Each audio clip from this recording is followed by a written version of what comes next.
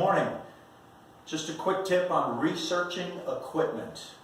A lot of people start on the internet and try and get their information from there, and that's a great place to start, but like everything else, you can go down different bunny trails and you can get very confused on how water softeners are rated and how they work with information and articles on the internet.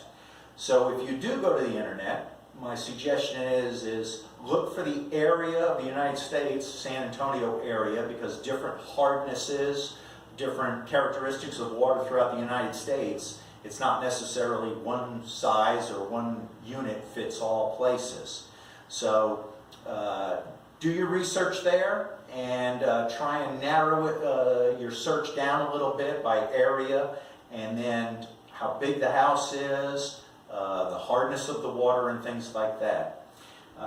The other thing a lot of people do is they'll pick up the phone and call a water softener company and have them come on out. And I'm not knocking commissioned salespeople or anything, but sometimes if they're having a bad month, they might tell you something that is not exactly the way it really is, because if they don't sell something, they don't get to eat that night. So it puts a lot of pressure on them. So sometimes you get some misleading information that way. The other thing we get phone calls is that, well, our plumber came out and recommended this and that and the other thing. And again, plumbers have been in the plumbing business for a long time. They're very specific in what they do, which is great.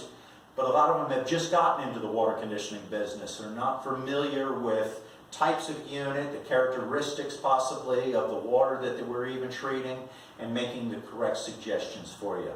So we've been in business 34 plus years. We put a durable piece of unit out, quality, great warranty, and we're not going to try and sell you something you don't need. So if you get totally confused by everybody else, please reach out, give us a call, and we'll be happy to help you. Thank you.